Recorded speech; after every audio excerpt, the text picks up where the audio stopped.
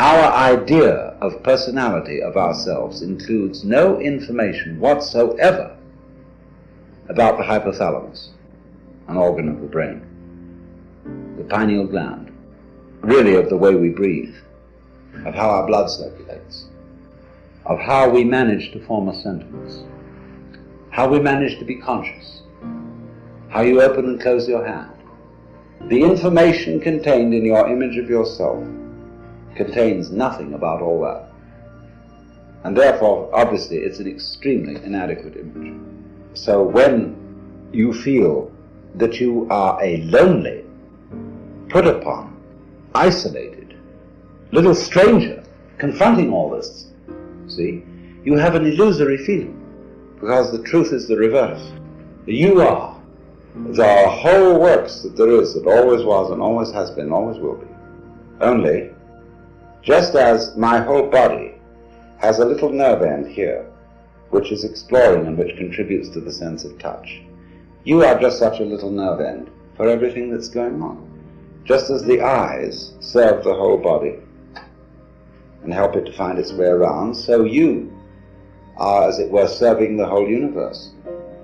You're a cell in it, and it's exploring itself. So that you as a function, you are a function of all that. And therefore, if this is so, it just doesn't fit these facts do not fit the way we feel, because we feel it the other way around. I am a little lonely thing exploring all this universe and trying to make something out of it, get something out of it, do something with it. And I know I'm going to fail because I know I'm going to die one day. So we're all fundamentally depressed. And think up all these fantasies about what's going to happen to us when we're dead and all that kind of thing. What's going to happen to you when you're dead? What do you mean, you? If you are basically the universe, that question is irrelevant. You never were born and you never will die. Because what there is you. And that should be absolutely obvious. But it is not obvious at all. That should be the simplest thing in the world. That you, the I, is what has always been going on and always will go on forever and ever. But we have been bamboozled by religionists, by politicians, by fathers and mothers, by all sorts of people to tell us, you're not it. And we believed it.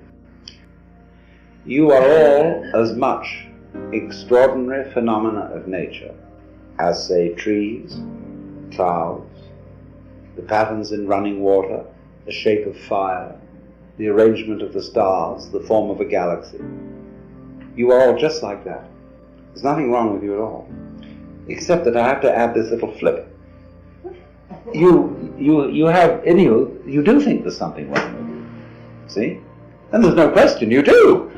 We all object to ourselves in various ways. And I'm going to add, there's nothing wrong with that either. Because that's part of the flow. That's part of what is going on. That's part of what we do. So I don't, you see, what I'm actually going to do is I'm going to deliver you from a sense of guilt. Because I'm going to teach you that you needn't feel guilty because you feel guilty. Of course you feel guilty. It's like someone put a match on you and you feel hot. So they taught you as a child to feel guilty, and you feel guilty. They say, well, if someone comes along and says, well, you shouldn't, it's not the point. I'm going to say, not that you shouldn't, but that you do, and don't worry about it. And if you want to say further, but I can't help worrying about it, I'm going to say to you, okay, worry about it. This is the principle called in Japanese judo, meaning the gentle way. Go along with it, go along with it, go along with it. So therefore, this is the beginning of meditation. You don't know what you're supposed to do. What can you do? Well, if you don't know what you're supposed to do, you watch. You simply watch what's going on. Like, say, somebody plays music. You listen. And you just follow those sounds. And eventually, you understand the point of the music. The point cannot be explained in words, because music is not words. But after a while, in listening to any music, you will understand the point of it. And that point will be the music itself. So in exactly the same way, you can listen to all experiences, because all experiences whatsoever are vibrations coming at you. Well, you are these vibrations, as a matter of fact. If you really feel out what is happening, what you are aware of as you and as everything else is all the same. It's vibrations of all kinds, and they're on different bands of a spectrum. Sight vibrations, emotion vibration, touch vibrations, sound vibrations. All these things adding together are woven. All the different senses are woven, and you get a pattern in the weaving, and that pattern is the picture of what you now feel. This thing is going. Now, instead of saying, what should I do about it? Because who knows what to do about it? To know what to do about this, you would have to know everything. And if you don't, then the only thing that, at least to begin with, you can do is watch. Watch what's going on. Watch not only what's going on the outside, but also what's going on the inside. Treat your own thoughts, your own reactions, your own emotions about what's going on outside, as if those inside reactions were also outside them, that you're just watching. And follow, simply observe how they go. Note now, you may say, this is difficult. I am bored by watching what is going on. Let's say you sit quite still, and you are simply observing what is happening.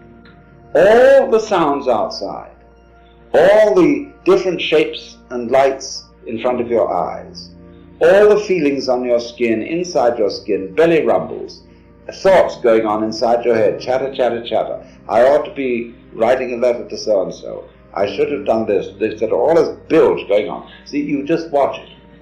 But then you say to yourself, but this is boring. Now, watch that too. What is it? What kind of a funny feeling is it that makes you say, but this is boring? Where is it? Where do you feel it? I should be doing something else instead. What's that feeling? What part of your body is it in? Is it in here? Is it in here? Is it in the soles of your feet? Where is it? Boring. The feeling of boredom can be very interesting if you try to look it out. So you simply watch at everything going on without attempting to change it in any way, without judging it, without calling it good or bad. You watch it. That is the essential process of meditation.